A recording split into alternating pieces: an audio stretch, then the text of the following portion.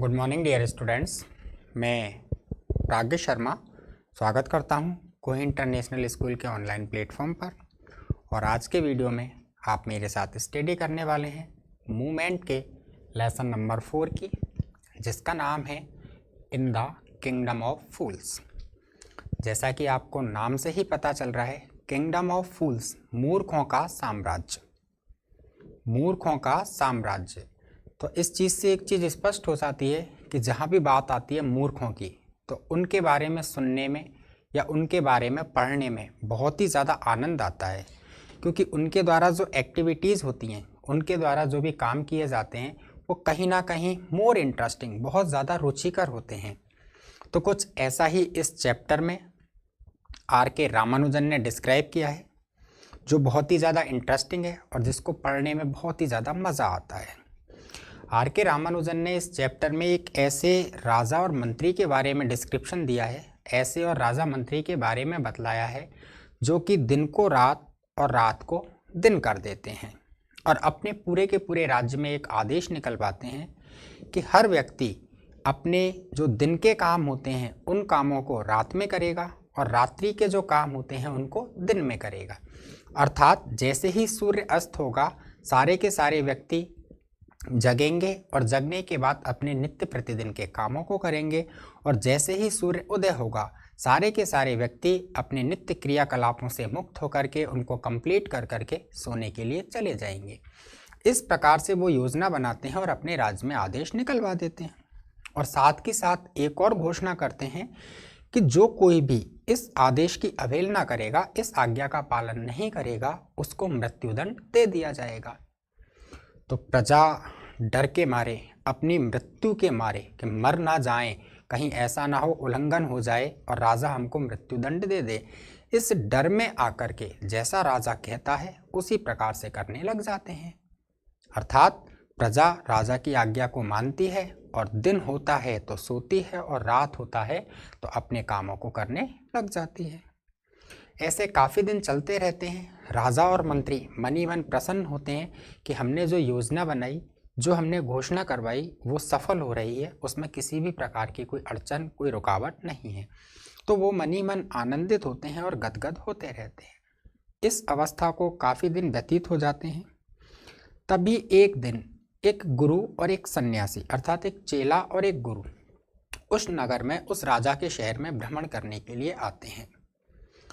तो दिन में जब वो उस नगर में घूम रहे होते हैं, भ्रमण कर रहे होते हैं, तो उनको कोई भी व्यक्ति नज़र नहीं आता। वो इस बात को देख करके बहुत ज़्यादा अचंभित होते हैं, चौंक जाते हैं कि दिन चमचमा रहा है लेकिन कोई भी व्यक्ति नज़र नहीं आ रहा। यहाँ तक कि एक मवेशी, एक चूहा तक, कोई कुत्ता बिल्ली भी इधर उधर भटकता हुआ नज़र नहीं आ रहा है। तो वो बहुत ज़्यादा अचंभित होते हैं। तो वो पूरे दिन उस शहर में इधर उधर बिना उद्देश्य के भटकते रहते हैं।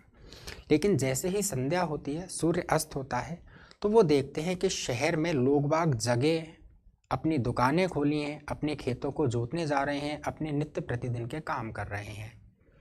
तो भटकते भटकते वो परेशान हो जाते हैं और उनको भूख सताने लगती है। तो गुरु और चेला दोनों सोचते हैं कि क्यों ना पहले पेट भरा जाए, पहले पेट पूजा फिर काम दूजा। तो वो एक दुकान पर कुछ खाद्य सामग्री लेने के लिए जाते हैं। जब वो दुकान पर खाद्य सामग्री खरीदते हैं, तब उनको एक बार फिर से आश्चर्य होता है, क्योंकि वो सारी चीज़ें जो उनको चाहिए थी, उन सब की कीमत मात्र एक डूडू होती है। डूडू जो कि उस राजा के शहर की, उस राजा के देश की प्रचलित मुद्रा है, इसको अपन यहाँ कह सकते हैं 1 रुपया। तो गुरु और चेला इस बात को देखकर बहुत ज़्यादा अचंभित होते हैं कि कुछ भी खरीदो, चाहे तो आप बहुत ज़्यादा मात्रा में चावल खरीदो, घी खरीदो, गेहूं खरीदो, आटा खरीदो, चाहे केलों का गुच्छा खरीदो, सबकी कीमत मात्र 1 डूडू। तो वो 1 डूडू में जितना उनको चाहिए था उतना भोजन खरीदते हैं। खरीदने के बाद उसको पकाते हैं और पका करके खाते हैं। और जब पकाकर खाने के बाद जो गुरु होता है वो अपने चेले से एक चीज़ कहता है, और वो कहता है कि देख भैया, देख शिष्य, यह जगह मुझे उचित नहीं लग रही है, यह जगह अपने लिए ठीक नहीं है, अपन को ज़्यादा देर तक इस जगह पर नहीं रहना चाहिए। क्योंकि मेरी नज़र में यह जगह मूर्खों की जगह है। यहाँ सब लोग मूर्ख हैं और मूर्खों के व्यवहार के बारे में कोई भी व्यक्ति निश्चित नहीं होता। ये अगले ही क्षण आपके साथ क्या करें, आपके साथ कैसी घटना को अंजाम दें, इसके बारे में कोई भी निश्चित नहीं कह सकता। इसलिए अपन को यहाँ से चलना चाहिए।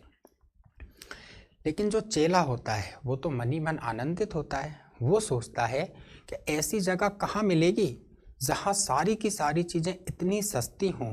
मैं जो कुछ भी चाहता हूँ वो सब कुछ मुझे इस जगह पर 1 रुपये में प्राप्त हो सकता है। तो चेले का मन उस जगह को छोड़ने के लिए राजी नहीं होता है। गुरु उसको लाख समझाते हैं, लेकिन चेला उनकी ज्ञानपूर्ण बातों पर ध्यान नहीं देता है और वहाँ से जाने के लिए तैयार नहीं होता है। तो अंततः थक हार करके गुरु अपने उस चेले को वहीं छोड़ते हैं और कहते हैं, do watt ever you like, वो करो जो आपकी इच्छा है। आई एम गोइंग नाउ, मैं तो अब जा रहा हूँ। और ऐसा कहकर वो उस चेले को उसी नगर में छोड़कर चले जाते हैं। चेला बहुत ज़्यादा आनंदित होता है। रोज़ाना अपनी इच्छा के अनुसार भोजन करता है, घी खाता है, केले खाता है, चावल खाता है, विभिन्न प्रकार की चीज़ें खाता है। वो सब कुछ खाता है जो उसका मन करता है। और खा खा करके एक आवारा जो सांड होता है, जो इधर उधर भटकता है, जिसका कोई मालिक नहीं होता है, इस प्रकार एक आवारा सांड की तरह मोटा ताजा हो जाता है। तभी उस नगर में एक घटना घटती है कि उस नगर में एक व्यापारी होता है। तो उस व्यापारी के घर में चोर चोरी करने के उद्देश्य से सेंध लगाता है और उस व्यापारी के घर की दीवार में छेद कर करके अंदर प्रवेश कर जाता है। और जब चोर चोरी करके लूट के सामान को लेकर के उस छेद के माध्यम से बाहर निकल रहा होता है, तो वह जो दीवार होती है वह दीवार उस चोर के सिर पर गिर जाती है और चोर की तत्काल मृत्यु हो जाती है। तो इस बात को लेकर उस चोर का जो भाई होता है वह भाई राजा के पास आता है और राजा से निवेदन करता है कि श्रीमान, मेरा भाई जब अपने पुराने व्यापार को अंजाम दे रहा था, अर्थात उसका जो काम था चोरी करना, जब वो चोरी कर कर इसके घर से बाहर निकल रहा था तो इसके घर की दीवार उसके सिर पर गिरी और वो मर गया। इसलिए मेरी नज़र में यह व्यापारी दोषी है। आप इस व्यापारी को सजा दो और मेरे भाई के परिवार को मुआवजा दो। तो राजा उसकी बात सुनता है और बात सुनकर के कहता है, आप चिंता मत करो, हम बैठे ही इसलिए हैं, हम न्याय करेंगे, आपको न्याय मिलेगा। और राजा अपने सेवकों को आदेश देता है कि जाओ और उस व्यक्ति को, उस व्यापारी को जिसकी दीवार गिरी है और जिसकी दीवार गिरने से इसका भाई मरा है, उस व्यापारी को पकड़कर दरबार में प्रस्तुत करो। राजा के सेवक जाते हैं और उस व्यापारी को लेकर दरबार में आ जाते हैं। जब व्यापारी आता है तो राजा व्यापारी से पूछता है, आपका नाम क्या है? तो व्यापारी बताता है, सर इस प्रकार से मेरा नाम है। राजा दूसरा प्रश्न करता है कि क्या इसका भाई अर्थात चोर जब आपके घर में चोरी कर रहा था तब आप घर पर मौजूद थे? तो व्यापारी जवाब देता है, हाँ श्रीमान, जब इनका भाई अर्थात चोर मेरे घर में चोरी कर रहा था मैं उस समय घर पर मौजूद था। तो राजा कहता है, आपके घर की दीवार इसके सिर पर गिरी और उसकी मृत्यु हो गई, इसलिए आप दोषी हो। आपको एक अच्छी दीवार बनानी चाहिए थी, आपने मजबूत दीवार नहीं बनाई, इसलिए आप दोषी हो, हम आपको सजा देते हैं। तो व्यापारी कहता है कि ठीक है श्रीमान, मैं इस दोस्त को स्वीकार करता हूँ कि वो मेरे घर में आया, चोरी की और मेरे घर की दीवार उसके ऊपर गिरी और वो मर गया, लेकिन ये मेरी गलती नहीं है, ये तो उस ब्रिकलेयर की, उस मिस्त्री की गलती है, उस कारीगर की गलती है जिसने दीवार का निर्माण किया। और दीवार का निर्माण मैंने नहीं कराया, दीवार का निर्माण मेरे पिताजी के समय में हुआ, तो मैं तो किसी भी प्रकार से दोषी नहीं हूँ। आपको उस मिस्त्री को पकड़ना चाहिए, उस मिस्त्री को बुलाना चाहिए जिसने इस दीवार का निर्माण किया था।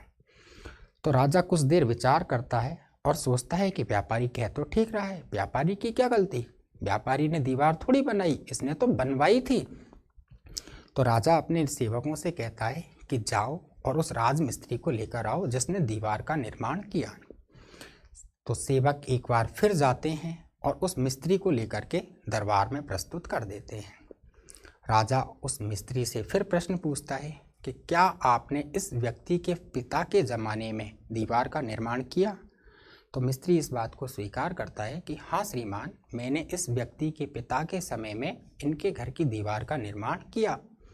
तो राजा कहता है, कैसी दीवार थी, किस प्रकार की दीवार थी जो आपने बनाई?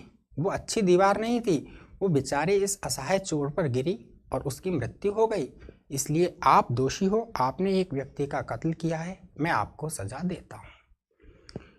तो मिस्त्री जब इस बात को सुनता है तो मिस्त्री खुद की बात बतलाता है और वो कहता है, ठीक है श्रीमान, मैंने दीवार बनाई, मैं स्वीकार करता हूँ, लेकिन वो दीवार अच्छी नहीं बनाई। इसका एक कारण है और वो कारण ये है कि जब मैं उस दीवार का निर्माण कर रहा था तो निर्माण करते समय मेरा जो दिमाग था, मेरी जो अटेंशन थी, वो अटेंशन उस दीवार पर थी ही नहीं, इस कारण वो दीवार कमज़ोर बनी। तो राजा कहता है, आपकी अटेंशन उस दीवार पर क्यों नहीं थी? तो मिस्त्री कहता है कि श्रीमान, जब मैं दीवार का निर्माण कर रहा था तब एक डांसिंग गर्ल, एक नाचने वाली लड़की थी जो अपने पैरों में पायल पहन करके उनको छनकाती हुई दिन भर उस गली में इधर उधर घूमा करती थी, और उस पायल की छनकार से मेरा दिमाग जो था, मेरा जो मस्तिष्क था, मेरी जो एकाग्रता थी, वो भ्रमित हुई और उसके कारण मैं दीवार पर दिमाग नहीं लगा पाया और दीवार कमज़ोर बन गई और कमज़ोर होने से वो ढह गई और इस चोर की मृत्यु हो गई। तो राजा कहता है, बात ठीक है, आप तो अपनी काम कर रहे थे, लेकिन वो नाचने वाली ने आपको भ्रमित किया। तो मिस्त्री कहता है, हाँ श्रीमान, उस नर्तकी ने ही मुझे भ्रमित किया। आप उस नर्तकी को, उस नाचने वाली को पकड़िए जिसके कारण मेरा दिमाग, मेरी एकाग्रता भ्रमित हुई। मैं जानता हूँ वो नर्तकी उस ज़माने में युवा थी, लेकिन अब वो वृद्ध हो गई है, एक बूढ़ी महिला बन चुकी है, मैं उसे जानता हूँ, आप उसे बुलाइए। तो राजा अपने सेवकों को आदेश देता है कि जाओ और जाकर के उस डांसिंग गर्ल को, उस नाचने वाली महिला को लेकर के आओ। यहाँ तक की कहानी अपन ने कल की वीडियो में पढ़ ली थी। इससे आगे की कहानी क्या है, इससे आगे नर्तकी जब दरबार में प्रस्तुत होती है तो राजा उनसे क्या पूछते हैं और नर्तकी उन राजाओं को क्या उत्तर देती है, इस चीज़ को जानने के लिए आप लगातार देखते रहिए इन द किंगडम ऑफ फूल्स। मैं आपको ले चलता हूँ कहानी के अगले हिस्से की ओर कि किस प्रकार से नर्तकी राजा के दरबार में प्रस्तुत होती है और राजा उससे प्रश्न पूछता है। तो देखिए, अगली लाइन जो है स्टोरी की वो इस प्रकार से है कि देखिए, यू आर राइट, तुम सही हो, द केस डिपेंड्स, केस को आगे बढ़ाते हैं कि जब उसने कहा कि श्रीमान मेरी गलती नहीं है, नर्तकी की गलती है, वो नाचने वाली जो है उसके कारण मैंने ऐसा किया, उसके कारण कहीं ना कहीं मेरा दिमाग जो है वो भ्रमित हुआ और भ्रमित होने के कारण मैंने दीवार को सही नहीं बनाया, और सही नहीं बनाया तो वो दीवार जो है वो इसके से भाई के सिर पर गिर गई और भाई के सिर पर गिरने से उसकी मृत्यु हो गई। तो आप उस नाचने वाली को पकड़िए। तो राजा कहता है, यू आर राइट, आप सही हो, द केस डिपेंड्स, केस को आगे बढ़ाते हैं, केस को कुछ समय के लिए टालते हैं। We must look into it, हमें लुक इनटू का मतलब होता है खोजबीन करना, जांच पड़ताल करना। We must look into it, हमें इस मामले की जांच करनी ही चाहिए, इस मामले की तह तक जाना ही चाहिए। इट इज नॉट ईजी, यह नॉट ईजी, आसान नहीं है, टू जज, निर्णय लेना, सच कॉम्प्लिकेटेड केसेज, इस प्रकार के जटिल मामलों में, कॉम्प्लिकेटेड जटिल के सच कॉम्प्लिकेटेड केसेस, इस प्रकार के जटिल मामलों में टू जज, निर्णय लेना, इट इज़ नॉट ईजी, आसान काम नहीं है। इसलिए इस केस की तह तक जाते हैं, इसके मामले की गंभीरता को समझते हैं और केस को थोड़े दिन आगे बढ़ा देते हैं। लेट्स गेट दैट डांसर, चलो उस नर्तकी को पकड़ो, लेट्स गेट दैट डांसर, उस नर्तकी को लेकर आओ, वेयर एवर शी इज, वो जहाँ कहीं भी है। तो वेयर एवर शी इज, वो जहाँ कहीं भी है उस नर्तकी को लेकर आओ। तो देखिए, द डांसिंग गर्ल, नाचने वाली लड़की, नाउ एन ओल्ड वुमन, अब एक वृद्ध महिला है, came trembling to the court, trembling लड़खड़ाती हुई, ट्रेम्बलिंग का मतलब लड़खड़ाती हुई अवस्था में, लंगड़ाती हुई अवस्था में, कि नाचने वाली लड़की अब एक वृद्ध महिला है और वृद्ध होने के कारण केन टैम्बलिंग टू द कोर्ट, वह दरबार में लड़खड़ाती हुई लंगड़ाती हुई आती है। Did you walk up and down that street many years ago while this poor man was building a ball. कि देखिए, did you walk up and down that street, क्या आप उस गली में आगे पीछे ऊपर नीचे, क्या आप उस गली में अप एंड डाउन इधर उधर चलती थी मैनी ईयर्स अगो, अनेक वर्षों पहले, कि क्या काफ़ी वर्ष पहले आप उस गली में इधर उधर आया जाया करती थीं, व्हाइल जब दिस पुअर मैन, यह बेचारा आदमी, वॉज बिल्डिंग अ वॉल, एक दीवार का निर्माण कर रहा था। डिड यू सी हिम, क्या आपने उसे देखा था, अर्थात जो दीवार का निर्माण कर रहा था उस व्यक्ति को आपने देखा भी था। यस, हाँ, माय लॉर्ड, महामहिम, हमारे मालिक, हाँ, मैंने देखा था। I remember it very well, मुझे बहुत अच्छी तरह से याद है, कि आप जो कह रहे हो, आप जो पूछ रहे हो, वो मुझे बहुत अच्छी तरीके से याद है, मैं स्वीकार करती हूँ। हाँ, मैं उस गली में इधर उधर आया जाया करती थी और इस दीवार का निर्माण करने वाले व्यक्ति को भी मैंने देखा था।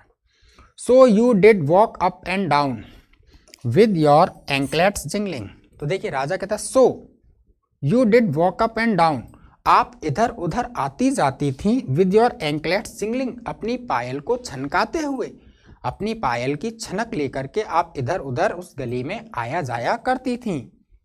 यू वर यंग, आप जवान थीं, आप युवा थीं, एंड यू डिस्ट्रैक्टेड हिम, इसलिए आपने इसके दिमाग को डिस्ट्रैक्टेड, भ्रमित करना, एकाग्रता भंग करना, आपने इसके दिमाग को भ्रमित किया। सो ही बिल्ट अ बैड वॉल, इसलिए इसने एक बेकार दीवार का निर्माण कर दिया, कि इसलिए इसने एक बेकार सी दीवार का निर्माण कर दिया। It has fallen on a poor bugler, it has fallen, इसलिए इट का मतलब वो दीवार, इट हैज़ फॉलन, यह दीवार गिर गई, ऑन अ पुअर बगलर, एक असहाय, एक बेचारे बगलर, सेंध मार पर, एंड किल्ड हिम, और वह मर गया।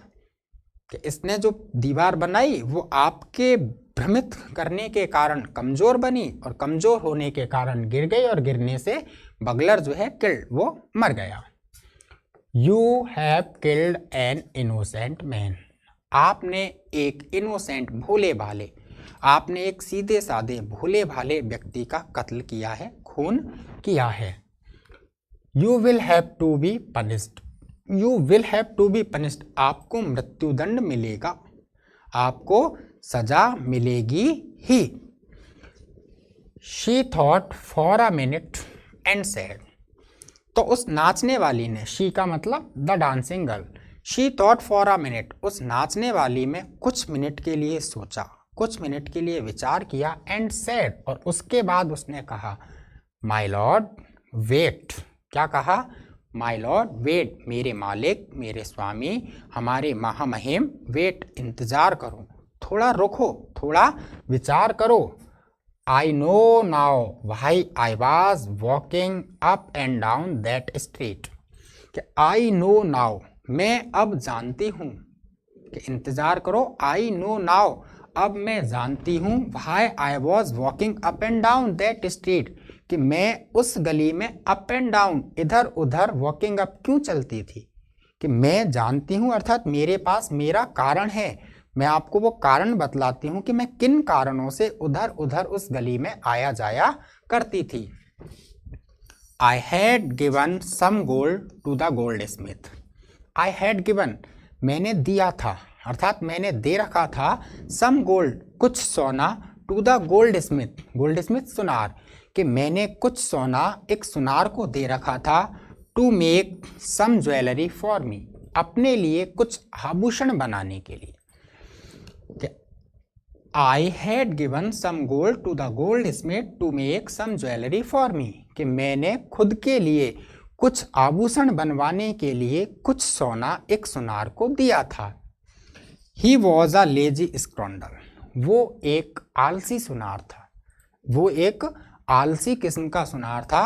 He made so many excuse, he made so many excuse, उसने अनेक बहाने बनाए। एक्सक्यूज बहानेबाजी करना, कि वो अनेक बहानेबाजी करता था, उसने मुझसे अनेक बहाने बनाए। सैड, ये कहा, he would give it now and he would give it then, कि मैं उसे अब दे दूंगा, मैं उसे तब दे दूंगा। कहने का मतलब कि आज नहीं कल, आज समय नहीं मिला, कल 2 दिन बाद ले जाना। फिर 2 दिन के बाद जब मैं पहुंची तो उसने कहा कि इस कारण से मैं नहीं बना पाया, अब आप 3 दिन के बाद ले जाना। फिर मैं गई तो फिर उसने बहाना बनाया कि मेरे को इस वजह से प्रॉब्लम हो गई, मैं काम नहीं कर पाया, अब आप इस तारीख को ले जाना। इस प्रकार से वो आए दिन मुझको बहाने बना करके टालने लगा। And so on all day, और इस प्रकार से ऑल डे, आने वाले दिनों तक, अर्थात इस प्रकार से दिन बीतने लगे और वो बहाने बनाता चला गया। He made me walk up and down to his house a dozen time. He made me, उसके कारण ही, पॉजिटिव वर्ब है कि he made me walk up and down, उसके कारण ही मैं हिज हाउस, उसके घर पर डजन टाइम, दर्जनों बार आई गई। ये मतलब है, भाव को समझना, कि उसके बहानों के कारण ही डजन टाइम, मैं दर्जनों बार उस सुनार के घर पर आई और गई।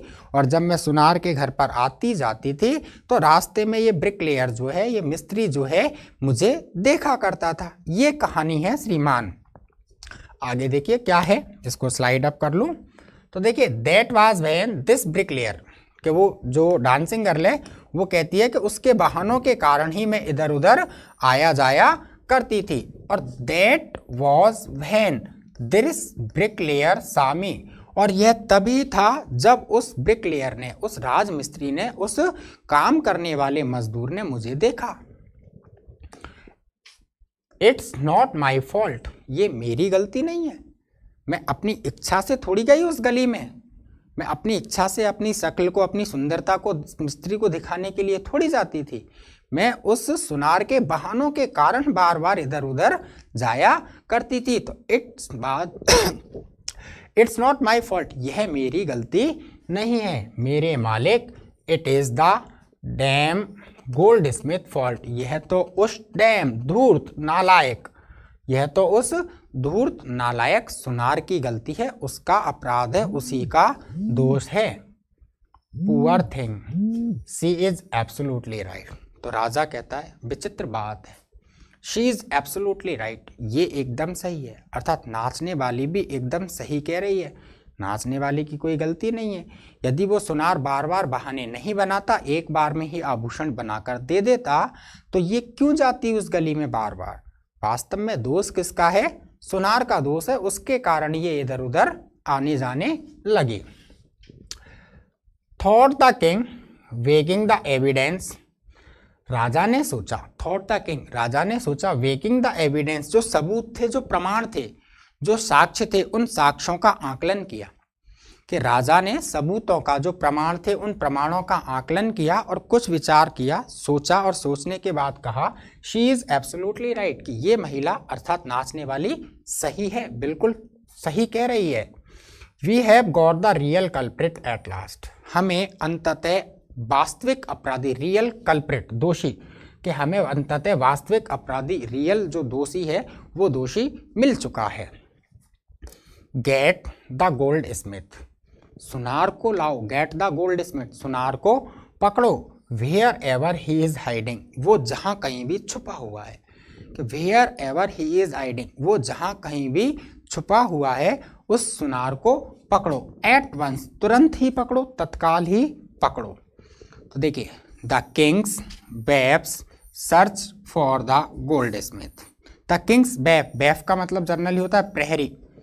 द किंग बेलेफ्स, कि राजा के प्रहरी, राजा के सेवक, search for the gold Smith, उस सुनार की तलाश करने लगे। Who was hiding in a corner of his shop, जो कि अपनी दुकान के एक कोने में छिपा था। कि सुनार जो कि अपनी दुकान के एक कोने में छुपा था, राजा के प्रहरियों ने उसकी तलाश कर उसको ढूंढ लिया। When he heard the accusation against him, जब उसने एक्सक्यूजन अगेंस्ट हिम, अपने खिलाफ अपराध सुना, जब उसने अपने खिलाफ एक अपराध अर्थात अपने खिलाफ एक मुकदमा, अपने खिलाफ एक दावा सुना, he had his own story to tell, तो उसके पास बताने के लिए ओन स्टोरी, खुद की एक कहानी थी।